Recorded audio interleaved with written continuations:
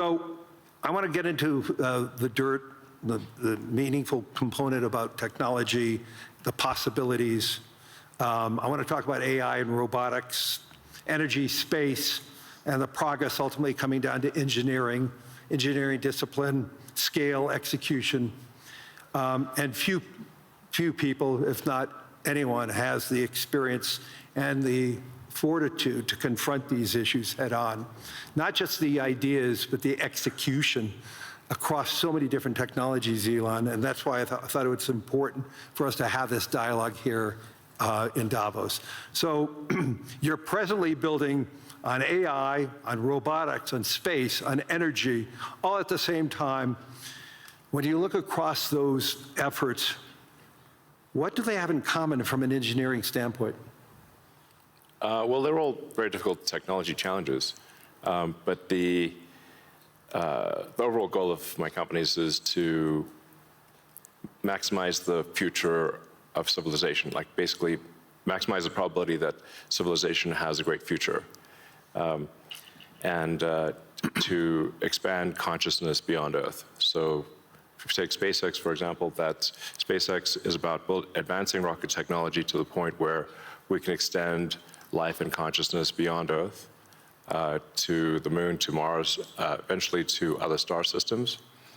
And I think we should always view consciousness, life as we know it, as precarious and delicate, because to the best of our knowledge, we don't know of life anywhere else.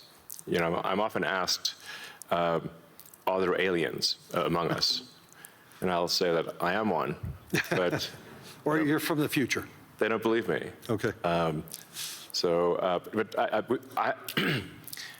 I think if anyone would know if there are aliens among us, it would be me. We have 9,000 satellites up there, and not once have we had to maneuver around an alien spaceship. So I'm like, I don't know. Bottom line is, I think we need to assume that life and consciousness is extremely rare, and it might only be us. And if that's the case, then we need to do everything possible to ensure that the light of consciousness is not extinguished, because we're effectively, the way I view it is, the image in my mind is of a tiny candle in a vast darkness, a tiny candle of consciousness that could easily go out. And that's why it's important to make life multiplanetary, such that if there is a natural disaster or a man-made disaster on Earth, that consciousness continues. That's the purpose of SpaceX. Tesla is obviously about sustainable technology, and also at this point we've sort of added to our mission sustainable abundance. So with robotics and AI, this is really the path to abundance for all. If you say, you know, people often talk about solving global poverty, or essentially how do we give everyone a very high standard of living. I think the only way to do this is AI and robotics, which doesn't mean that it is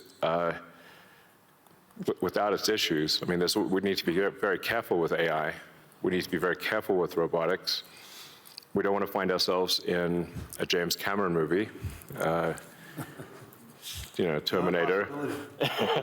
He's got great movies, love his movies, but we don't want to be in Terminator, obviously.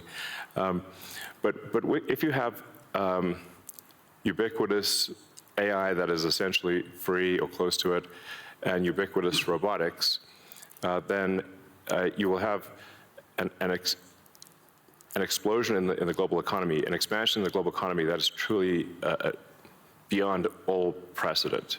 Elon, can that expansion be broad? Yes. Or is it narrow?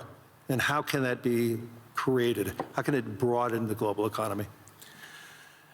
Yeah,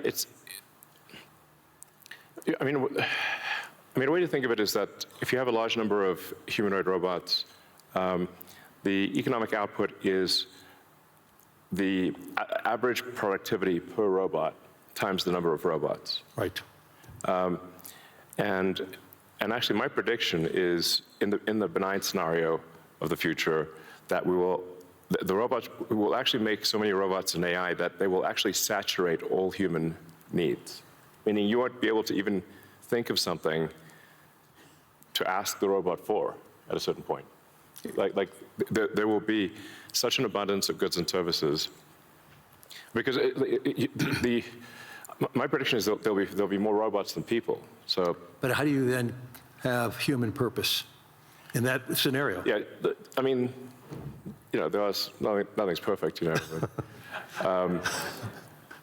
but it is a necessary.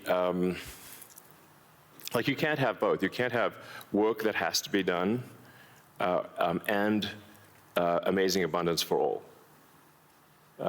Because if it's work that has to be done, then you and only some people can do it, then you can't have abundance for all. Then it's narrow. It's narrow, Yeah. exactly. So, but if you have billions of humanoid robots, and I think there will be,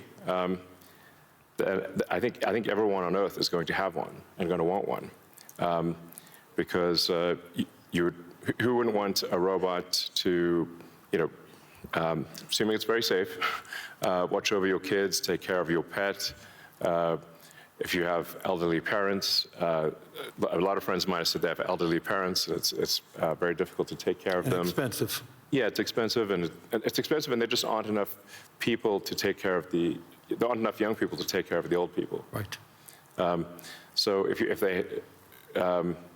had a robot that could take care of and protect an elderly parents, I think that would be great. That would be an amazing thing to have. I think we will have those things. So, overall, I'm very optimistic about the future. I think we're headed for a future of amazing abundance, which is very cool. And definitely, we are in the most interesting time in history.